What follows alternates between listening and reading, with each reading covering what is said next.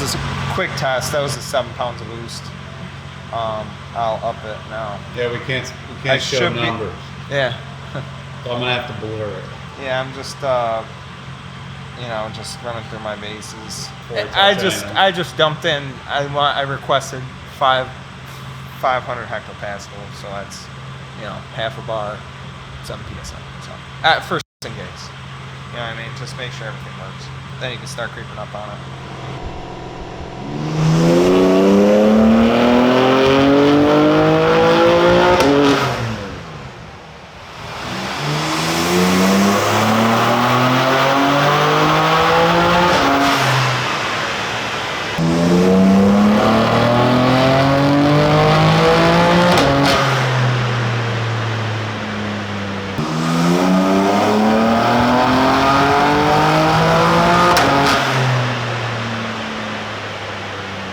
Probably leave it there for a 93, 24 pounds of boost.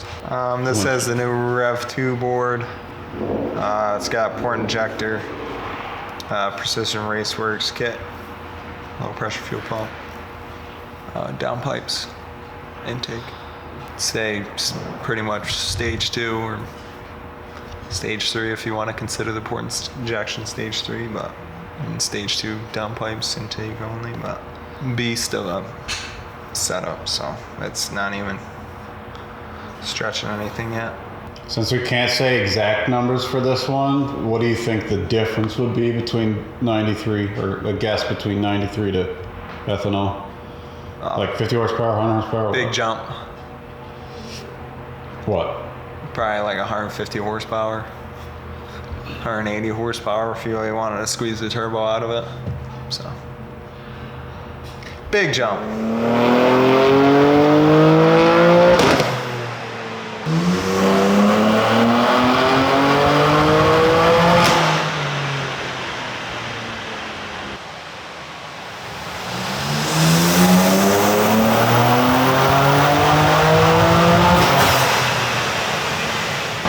It's been a few days. Lots of trial and error where we're working at. Bit of an exhaust cam issue. So from what I understand from direct injection, if you make port injection up to it, usually you want the DI injector to still be contributing quite a bit of fuel. If not, you can like have failure, like people talk about and have. I don't think it's power based. I think it's honestly just getting fuel flow through the injector to keep it cool so it doesn't turn into like a red hot tip. So I was, you know, kind of running that out, but it was kind of straining the exhaust cam. So I ended up lowering the high pressure side, adding more to the port, and I also went to a thicker oil. I have yet to see a problem like that. I also don't tune, or I haven't done, you know, 1,000 plus wheel B or S motors yet.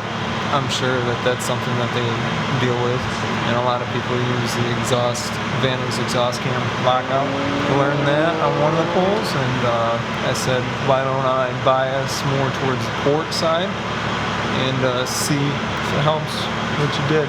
And also I think the little bit thick oil helped as well. Creeping up on it, I like to keep torque low. I know we got people running 700 plus foot-pounds on stock S58 motors, but I mean this is a stock long block, stock trans, and the customer wants to keep it, you know, conservative and fun. So honestly, the more torque you keep pushing, the more strain you put on everything. So I'm gonna let it make the power, keep the boost a little low, let it creep up top, and if that and they'll be happy with it. Other than that, a lot of learning on the REV2 side with how they wanted things set up. A couple things that I found that I let them know about. A couple descriptions were wrong that I perceived, so I let them know on that. And then a couple had issues with the logger constantly. Issues with flashing. The car would flash successfully, but the tune I flashed was not the tune. A little bit of not kicking anybody, but just a couple just glitches. So I think you got it sorted. Yeah, we're just gonna keep you know, learning and progressing, and there's not a lot of information. You know, this whole, I know it's not, this platform's not necessarily new, it's necessarily, you know, a few years old now, but I don't care. I take my time. This sitting on the dyno for days and days doesn't bother me. I don't care about, you know, how much time it takes or anything like that. I just rather have it right. So other than that, I'm happy with how everything looks. I'm really happy with the graph. Like I said, I mean, even the mainline thing, it reads low torque. Horsepower is pretty hard with dyno jet, but torque reads low. So rule of thumb for me, for a 6-cylinder engine, is I like to leave it at 600 foot-pounds. Like I said, people have had 700 foot-pounds, but nobody talks about holes in the blocks when it happens. So, me, my rule of thumb, 6-cylinder, 600 foot-pounds. You have an EJ in here, comfortable, you know, longevity, 400 foot-pounds. You got V10 in Matt's world. You got 10 rods, 10 pistons in it. You got, you know, stock engine, 1,000 foot-pounds. So that's my rule of thumb, 100 foot-pounds a cylinder for stock motor. So I'd like to pick up another 20 or 25 horsepower. Call it.